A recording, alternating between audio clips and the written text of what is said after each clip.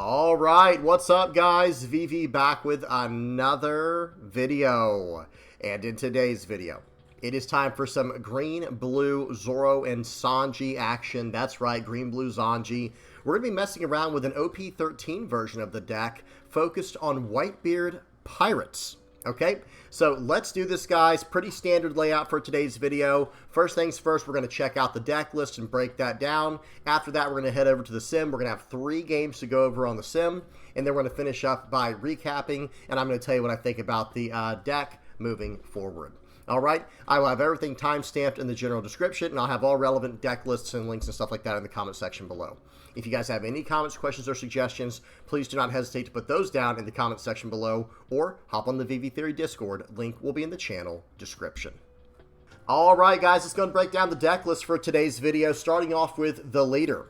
Zoro and Zonji, or Zonji for short, is a green-blue 5,000 power, 4 life, Straw Hat Crew type leader. With the effect Dawn ×1, when attacking once per turn, you may return one of your cost 2 or higher characters to its owner's hand, and then set up to one of your power 7,000 or less characters as active. Okay, now we're going to go over each card in the deck real quick. If you're a newer player, be sure to pause and read what each one of these cards does, because I'm going to mouse over each one of them. Okay? So we're running 4 Izo. This is the 2K counter all the way back from OP-01. We're running 4 of the 2K counter Ace, running 3 Hody Jones, 4 Izo. This is the SC22 Whitebeard Pirate Searcher, 3 Nefeltari Vivi, 3 Charlotte Pudding, 4 King Dew, 4 Marcos, 4 of the PRB-02 Marco, the blocker Marco, and then 4 of the ST22 Marco. We have a lot to talk about with this card here. Running 3 of the 5-cost blocker Ace, 4 Jozu's, 3 of the new 6-cost Izo from OP-13 on play draw 2, running 2 of the 6-cost secret Ace from OP-13, 3 of Kazuki Odin from ST22, and 2 of the OP-13 Edward Newgate, the 10-cost blocker, draw 2, trash 1, attach 2 Dawn to your leader, and attach 2 Dawn to one of your characters. Really, really powerful character here. So, guys, this is a Whitebeard Pirates version of Green, Blue, Zoro, and Zonji. Now, it does not have the absolute best synergy. It's way better when you can build Zonji with a 2-cost searcher that you can pull back to your hand to get recurring value from. However, we still have access to Nefeltari Vivi, so we can always pull that back whenever we need to, and you know, fix our hand in that way. However, there's also, not only is there this Izo Searcher and this Nefeltari Vivi, you know, draw 2 if you have 5 or less cards in hand, we also have other card draw in this deck, guys. Check this out. We're running 4 of this Marco on KO, draw 2. We're running 3 of the blocker Ace. That's a draw 2, place 2 on the top or bottom of your deck. And then we have 3 of these Izos and 2 of these Edward Newgates. Those are a draw 2, trash 1. So there is a lot of hand fixing and card draw going on in this deck. Now, we have quite a few decent 2K counters here. We've got 4 Izos and 4 King Dew, as well as the 4 Aces. This is the part of the Odyssey package from OP-09. I don't know if this card came up all that much in my play testing, like from the games we're going to see today, but it is a searchable 2K counter, and that's the main thing that matters. Izo is unfortunately not a searchable 2K counter in this deck, because this Izo has on play, look at 5 cards from the top of your deck and reveal up to 1 card with a type including Whitebeard Pirates other than Izo. So unfortunately, we cannot snatch up this 2K counter Izo or even this 6-cost on play draw 2 Izo. But, you know, not the worst thing in the world. It's just unfortunate that it works in that way. Now, we do want to have a decent amount of Whitebeard Pirates type characters in our deck, right? Because there's one card. Well, first of all, we're running the Searcher. And second of all, because of this card right here. Notice this is a really strong part of one of the reasons why I wanted to build Green, Blue, Zoro, and Zonji. This card in particular was one of the main reasons I wanted to do that. There's other reasons too we're going to talk about, but check this out, guys. 4 cost, 5,000 power, 1K counter. This is from ST22. Once per turn, if this character would be KO'd by your opponent's effects, you may instead trash 1 card from your hand. Okay, and then when attacking, here's the best part about it, reveal the top card of your deck. If it has a Whitebeard Pirates in its types, then give this character plus 1,000 power until the end of your opponent's next turn. Okay, well, there's something very particular that this card has, or that it does not have, okay? That is not a once per turn effect. Now, the KO prevention is a once per turn, but that when attacking effect is not once per turn. So with our leader effect, so I would just think of it like this, guys. What we can do is just, you know, with our leader effect. So first we'll attach 1 Dawn to Marco, and we're going to swing for 6k. And if we reveal the top card of our deck, and it's a Whitebeard Pirates card, now it's a 7k attacker. And by the way, notice what this does. It gives the character plus 1,000 power until the end of your opponent's next turn. So even when the character is, you know, on our opponent's turn, it will get the plus 1,000 buff, or potentially 2,000 in the example we're about to use here. So we swing in with 1 Dawn attached, and it ends up going through for 7k if we have a Whitebeard Pirates character that we can reveal on the top of our deck. Okay, then when we stand this character back up again with our leader, we can actually swing another time, and we already know what the top card of our deck is now from doing this interaction the first time.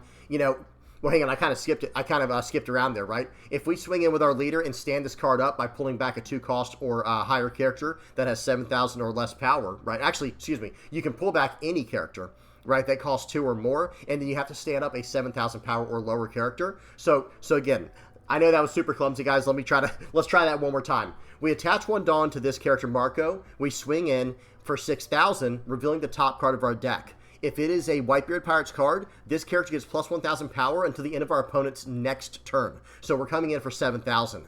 Now, we can swing in with our leader with 1 Dawn attached with our leader effect, pulling back a character and restanding the Marco to swing again to get an additional plus 1,000 power. So this card is actually really, really nice. It's one of those cards where even if we leave it sideways, if we get 2 interactions off of this when attacking, well, now it's a 7,000 power character on my opponent's turn. That's a lot to deal with, and I'd rather them attack into my 7,000 power character than my 5,000 power, you know, face, right? My 5,000 power leader. Okay, so that's really strong here. Now, we got a few other cards to really talk about. This Kazuki Odin.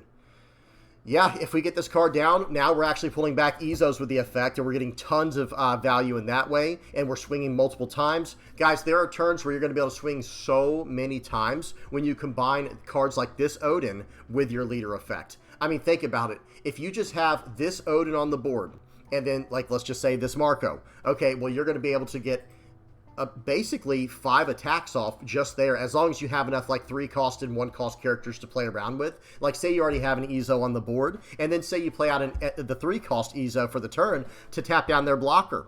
Okay, let's attach 1 Dawn to Marco. We're going to swing in for 6. Hopefully it becomes a 7 if we have a Whitebeard Pirates card on the top of our deck. Then we attack in with our leader, maybe attach a Dawn or 2. Well, actually, we have to attach... if this costs 3, yeah, so we should be able to attach 2 Dawn to our leader, swing in for 7 with our leader, pull back this Izo to restand the Marco, attack in with Marco again, and then start the whole thing over again, swinging in with the Odins. Okay, or swinging in with the Odin and getting his attacks off, pulling back something like the Izo. So that is a lot of advantage we can have there, guys. And like I said, if we just have the Marco on the board, the Kazuki Odin, and then we play out the Izo for the turn. I mean, I guess we could play out both Izos. Let me try and do the math on this. If we play out this Izo, that would be 3 Dawn. And if we play out this Izo, that'll be 4 altogether. It'll cost 3 Dawn for Odin, and we have to attach 1 Dawn to our leader, 1 Dawn to our Marco. So we might, if on a 10 Dawn turn, we could basically attach 2 Dawn to our leader, 1 Dawn to Marco, and then be able to play out this Izo, play out both of the Izos we were talking about, pulling the 3-cost back with our leader to restand the Marco for 2 attacks, and then pulling back the 1-cost Izo with the 7-cost Odin for 2 more attacks. That ends up being 5 attacks right there, guys. 5 attacks, and it's 7, 7, potentially 8 into 8, 8. Okay, massive attack damage there. Really good stuff. Okay, there's other good cards to talk about now as well. This Izo here, the 6-cost, there's a lot of Izos in here, guys. I'm sorry, there's a lot of repetition. A lot of Marcos, a lot of Izos. But the 6-cost Izo, this is a 6-cost, 6,000 power character with a 1k counter and on-play draw 2.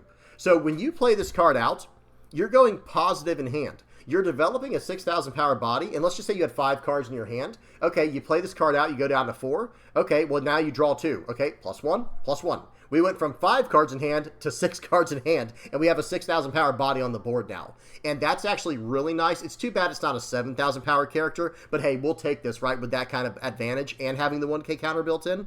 That's perfect, because we can play this out, attach one Dawn to it, and now we're attacking multiple times with it with our leader if we have to. Okay, if we have enough targets to pull back. Okay, there's a few more I want to talk about. Most of this stuff's pretty basic. 2K counter Izo, rest down to 4 or less. 2K counter Ace can rest down to 5 or less. But this one you have to have 2 or more rested characters in order to do that effect. We have Hody Jones, just one of those really incredible closers. We have Izo. We have Nefeltari Vivi for card draw. We have Charlotte Pudding for hand manipulation, hand destruction. 2K counter King Do. We went over, so these Marcos are actually just insane because we don't care if they get KO'd, right? If they get KO'd, this one just draws cards, and this one, oh well, it did its job if we're attacking multiple times. We have the blocker Ace. Now, Jozu, we all know what this card does. Really, really incredible stuff here. Being able to pull back your Izo to bounce their stuff back. Great card, and it's right at 7,000 power, which is perfect with our leader's effect. Now, we talked about Izo. We already know about Odin in Newgate. There's one more card we have to talk about. This Ace. This Ace is actually really, really good with our leader, right? It's actually very, very strong because we're playing out a 7,000 power rush character as long as we have 3 or less life. We're playing out a 7,000 power rush character, and it's giving a Dawn to our leader. So it's practically a 5-cost 7k rush character, and then we attach a Dawn to our leader. You know what I mean?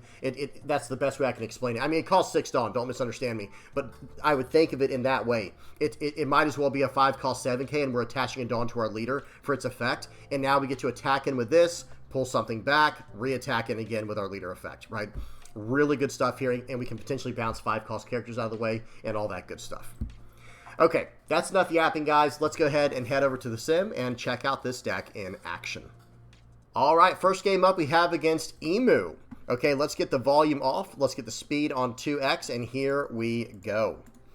That's right, guys. We got some OP-13 games for today. We got a game versus Imu, a game versus Vegapunk, and then a game versus Red-Green Luffy.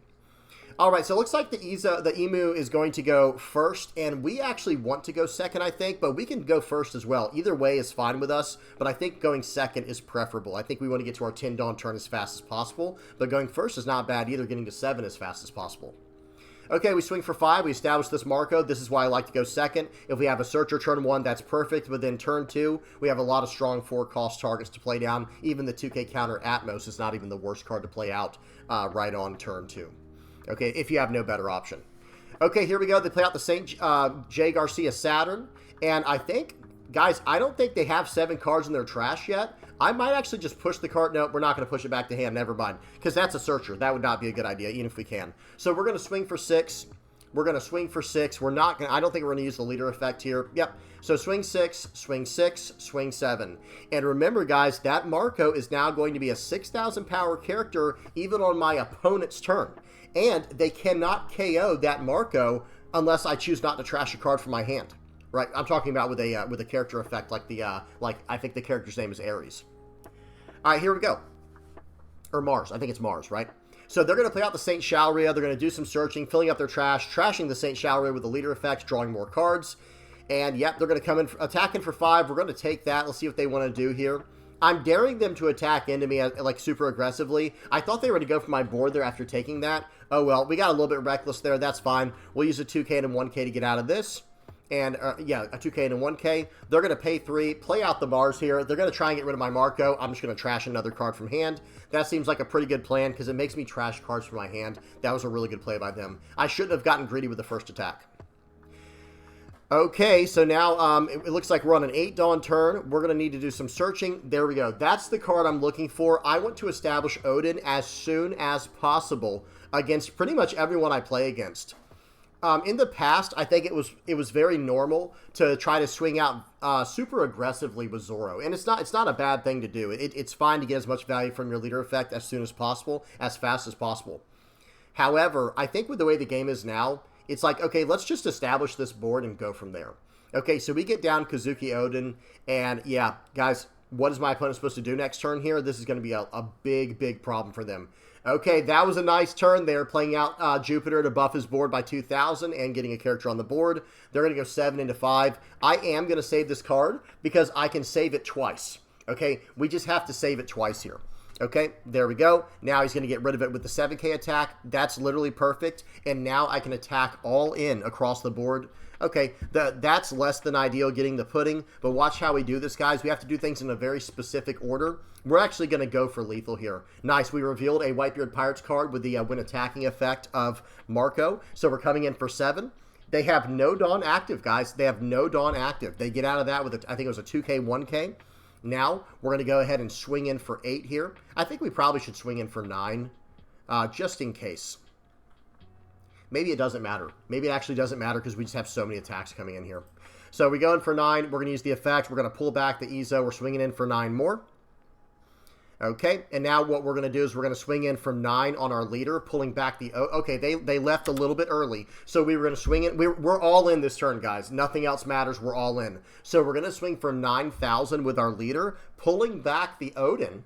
Okay, and then we're going to attach the final Dawn, pulling back the Odin to restand the Marco, attaching our final Dawn to the Marco to swing for 8, and then it will get buffed with the when attacking effect because we have a Whitebeard Pirates character on top of our deck, so we'd be going in for 1 more 9K. So really, really powerful attacks there. Our opponent did not even get to their first 10 Dawn turn. Okay, that is... you know, some of the potential that green-blue Zonji has right now. Okay, so that was the first game versus Imu. Let's move on to the next one. We got a game versus yellow Vegapunk.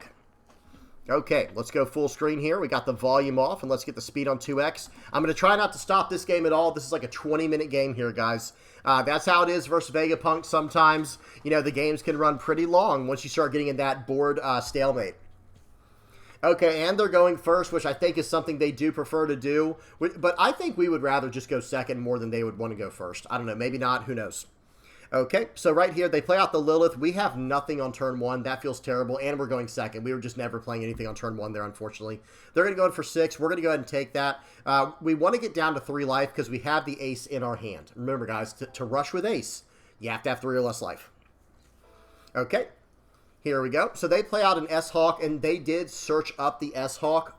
We saw them search S-Hawk up with Lilith. Okay, I'm not sure if I revealed it or not, but I do remember this game. We're going to play out the Marco here. We swung for 5 into the Lilith. We're taking cards out of their hand. It looks like they're going to get to attack in with this S-Hawk for 8.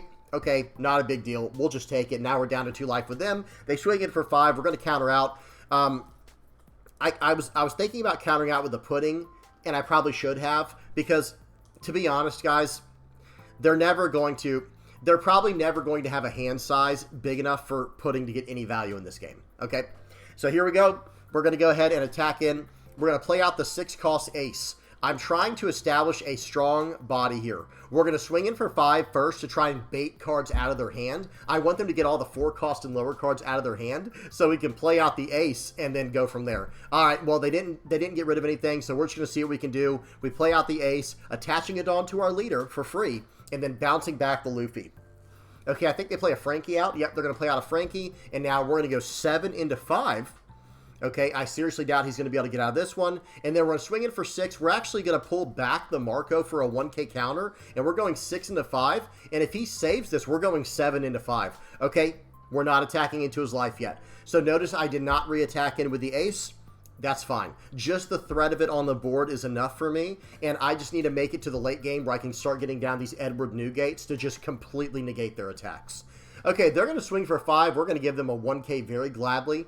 I don't know what's in the Vegapunk's hand, but I think swinging for 7Ks here would have been the right call. I think there was definitely... again, I don't know what's in their hand. Okay, they play out the Kuma. That is...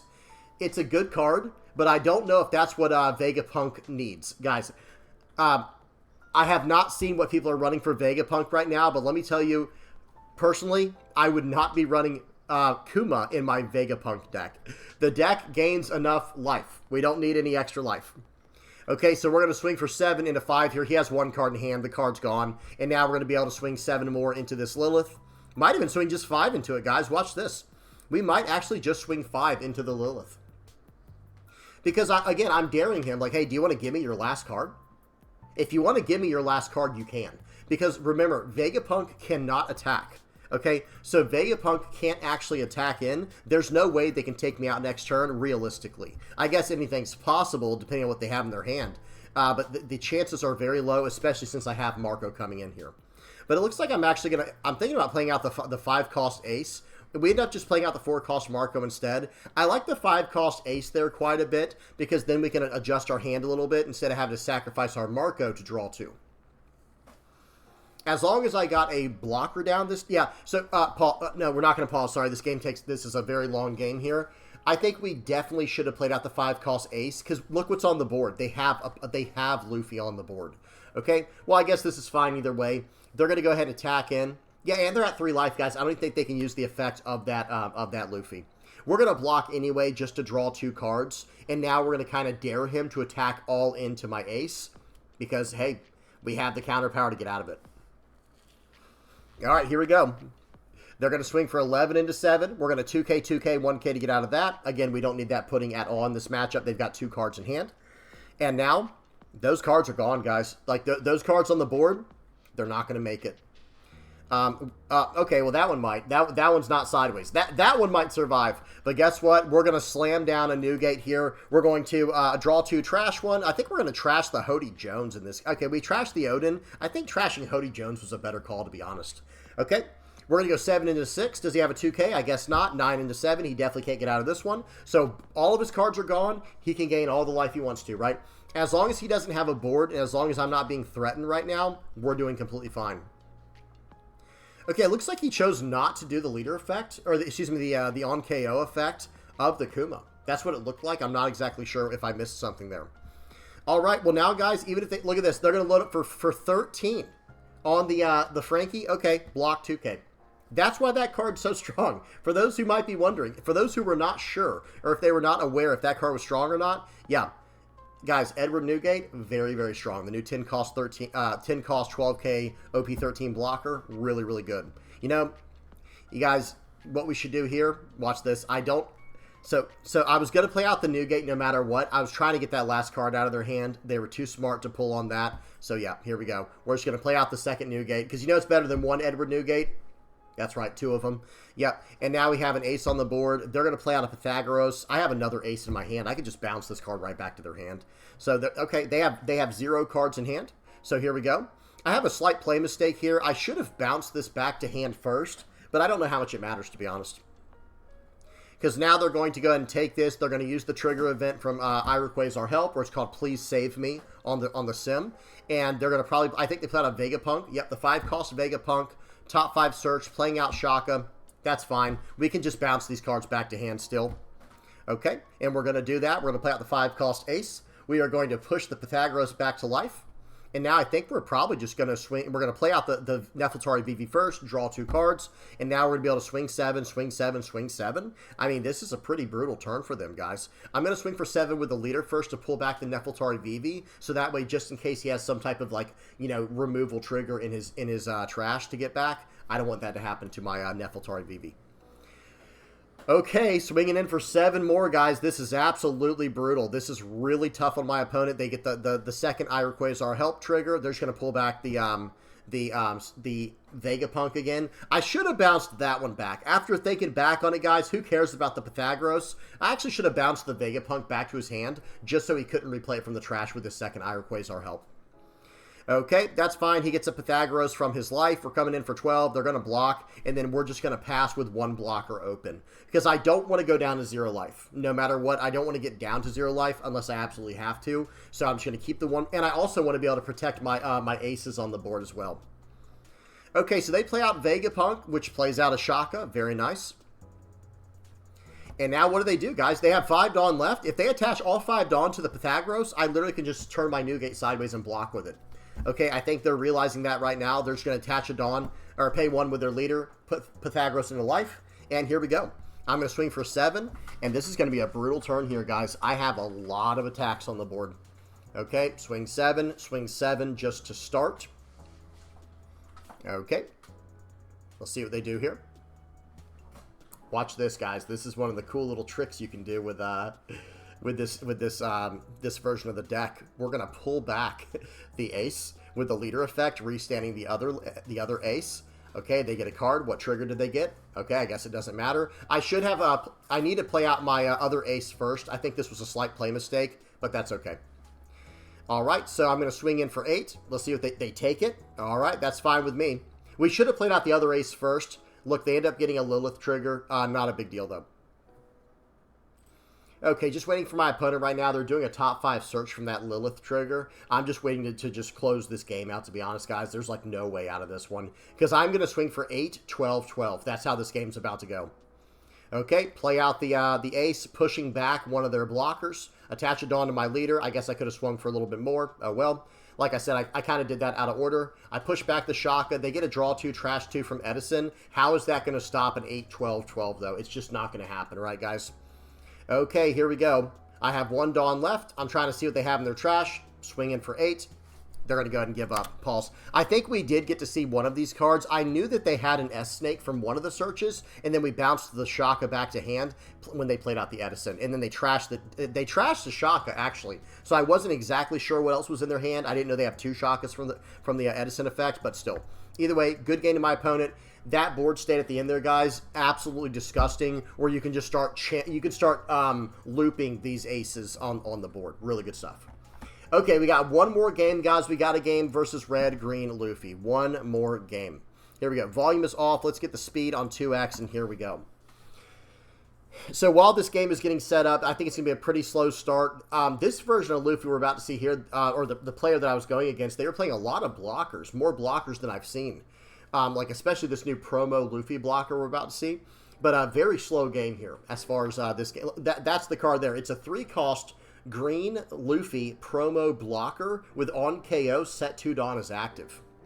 All right, we're just swinging for 5. He takes it. That's fine with me. Play out the Marco. This is a very slow and steady game here. Now, as far as like Zoro and Sanji goes in the current meta, I actually think this leader's kind of decent because we're starting to see a meta where there's not a lot of removal. Well, if you're not removing my characters from the board every turn, you might be in a lot of trouble because we get so many attacks out of our leader effect that it's hard for our opponent to keep up with that. Okay, we swing in for 5. We reveal a Whitebeard Pirates card from the top of our deck. So guess what? That means we're actually swinging for 6. Now we still have 6 Dawn for the turn. We're actually just going to swing for 5 with our leader here. They don't block with the Chopper. I think they should have blocked with Chopper there, but I guess they were scared we were going to lock it down with something like a Carrot because that does happen.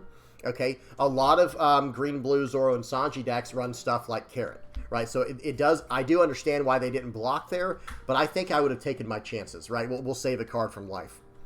They play out another 3-cost promo blocker, Luffy, and they play out a Nami to do some searching. But at this point right here, guys, I have a really strong board given what's going on here. Okay, they're going to go 6 and a 6. We're just going to counter. We're not letting our card go for that low of an attack. We 1K out. We 1K counter out with the Charlotte Pudding, and here we go. I'm going to swing for 5. Gets buffed to 6 because there's a Whitebeard Pirates character on top of our deck. We're going to swing for 6 more. This is brutal, guys. This is a lot, man. They're having to give me the leader effect very frequently here. And now we're going to swing in for 6, and we're not going to use our leader effect to pull something back to hand to stand something. We've got 7 Dawn left. What do y'all think my follow-up play is here? I'm sure a lot of people could have already guessed. Okay, they end up giving me a 2K counter instead of a blocker. Sure, we'll take it. Play out Odin. Now we are set up. We are in a spot, and we even have a 3-cost Ezo in our hand. We are in a perfect position. Okay, well, that complicates things. Hang on a second. So, guys, they play out the 9-cost Zoro, the secret Zoro. Okay, well, that complicates things. They have 3 blockers on the board, and they have 2 life. So we can't exactly go for lethal. We probably could potentially go for lethal right here, because we do have the Ezo in hand. Okay, so right here, we're going to swing in for 6. They're going to block and stand 2 Dawn as active.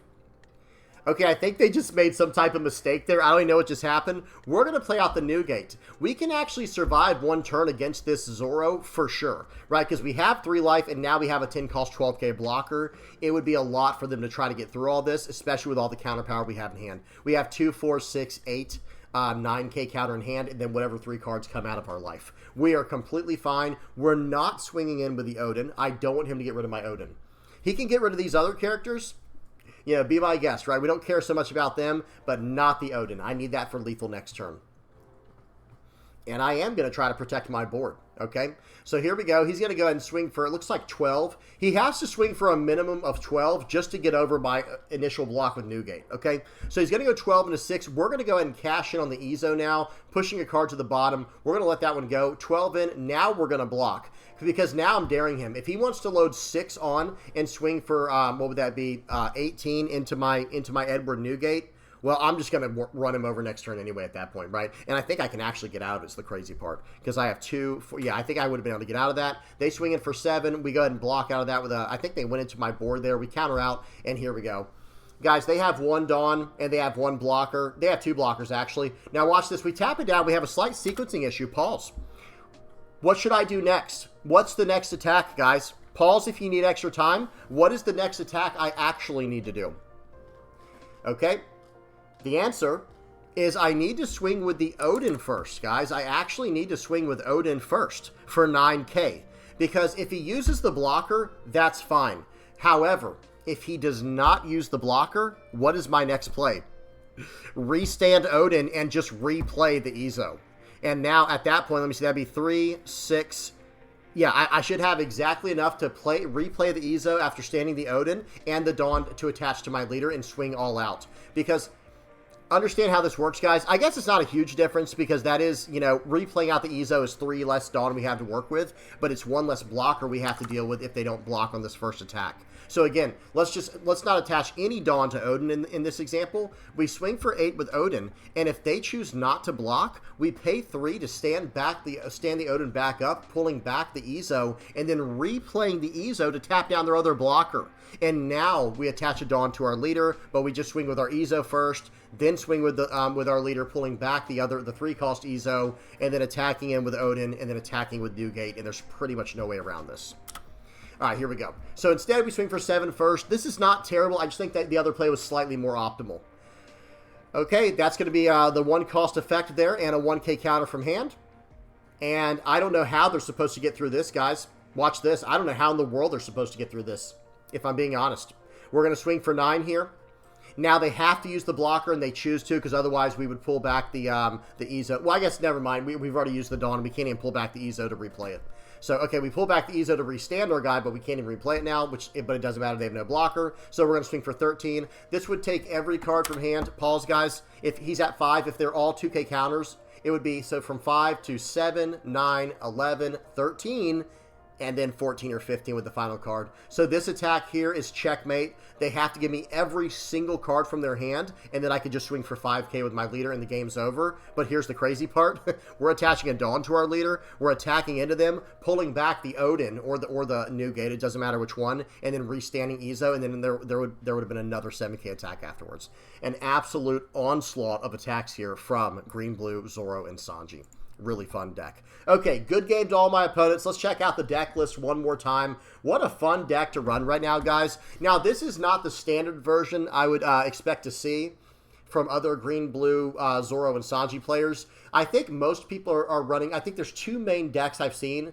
One is like a slash type of deck with the Perona Searcher and all the different slash type characters out there. And then the second one is an East Blue version. That one's partially slash as well, to be fair. So there's a lot going on, especially with because the East Blue has a Searcher we can abuse. Oh, and there might be a third option as well with Supernova. Okay, so hear me out, guys. The 2-cost Searcher I was talking about for East Blue is this Nami. It's a 2-cost, 2,000 power, 1k counter character. Trigger, play this card. On play, top 5 search, reveal up to 1 green East Blue type character other than Nami and add it to your hand. Place the rest at the bottom of your deck in any order. Well, remember what we were saying earlier with the initial deck breakdown? Guys, we can pull back the 2-cost characters to our hand with our leader effect, and we have to. We have to pull back 2-cost characters with our leader's effect. Okay, well, if we have to pull back a 2-cost character, why not make it something that's really, really good that draws us more cards so we can get more and more value over the game? Now, Nefeltari Vivi is just not much worse. I don't know how else to say it, guys. I think Nefeltari Vivi is actually just incredible in general, so I want to keep this card in the deck anyway. So, you know, don't get me wrong. I still think there's a lot of merit to running the East Blue version or any kind of the slash version, or the other option I was going to say is the Supernova version. They just got a new 2-cost green Supernova Searcher. Now, unfortunately, for whatever reason, this deck is only Straw Hat Crew, so you can't run Cavendish in here. Well, I mean, I guess you can run Cavendish, but you won't get the effect. So if you just are trying to get a slash Searcher type 1k counter body, you can do that. But there's not really a big point in running Cavendish in the deck because your leader has to be Supernova in order to get the 2 Dawn, the 2 extra Dawn when attacking. But not a big deal, right? Not a big deal. Just the fact that you can reuse this Kin Killer Searcher over and over again, and it's a Supernova Searcher. There's a lot of very strong Supernova cards in the game. So this is a great card to combo with Zoro and Sanji. I've seen a lot of people running this deck. I have seen people running the Whitebeard Pirates version. In fact, someone... I was going to say, in fact, someone in my stream, I think I got to give a shout out to, I think it's J2 Times. One of the guys in my stream, in the chat, he was talking about how he was messing with a green-blue Zoro and Sanji deck. And he said it was going pretty well. So I have to say, other people are trying this version of the deck. Maybe not this exact version, but this type within the deck of Whitebeard Pirates. But the most common ones I've seen have been East Blue, some version of Slash, or Supernova. Okay, the Slash one's really nice, I will say, because you have the 4-cost blue Cavendish you can search up, just to give a quick idea of how that might look for those who have not seen it yet. Let me just show you one of the combos in there, and that will, that will allow you to kind of make your own decisions based on this. Okay, I'm just going to have to search up Cavendish. Okay, here we go. So not the green Cavendish, sorry, that's super confusing, but the blue Cavendish.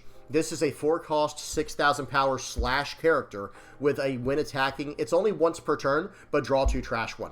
So think about it. If you're running the Perona Slash, let me go to green. This was the other green Cavendish that we cannot run, unfortunately, because this has if your leader is a Supernova type. Okay, but there is a 1-cost card we have to talk about that came out in OP-12. If your leader has the Slash attribute, which ours has Slash and Strike, so it does have Slash. If your leader has the Slash attribute, look at the top 5 cards of your deck, reveal up to 1 Slash attribute card, or up to 1 green event and event card and add it to your hand, put the rest on the bottom of your deck in any order. There's a really strong combo with that, with the 3-cost Mihawk from ST22, or ST12, excuse me, which is what this leader came from.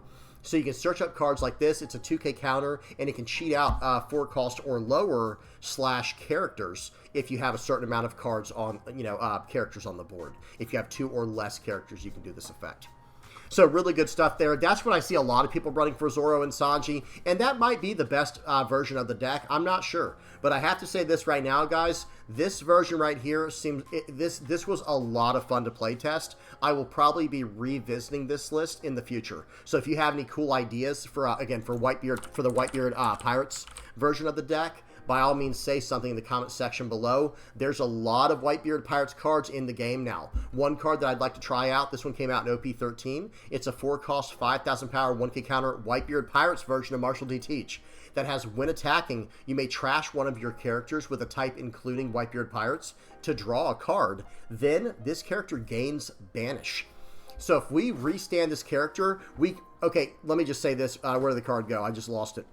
The card gets Banish, I believe, for the turn. This is worded in a very weird way. I believe the character gains Banish for the turn. So we don't have to use the when attacking effect twice, but as long as we can stand this character twice, that's all that matters, right? Or, one time, one extra time with the leader effect.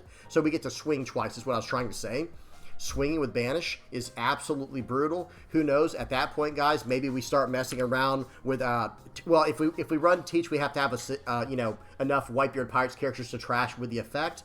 But trying to make a Banish style deck, this is another Slash character, by the way, that for the Slash version of the deck. Let me just say this, guys. There are a ton of options right now. There are a lot of options to run with Green, Blue, Zoro, and Sanji. I want to revisit this one in the future, but let me give you guys a spoiler. Next up, I might be messing around with a Film and Straw Hat Crew version of the deck, okay?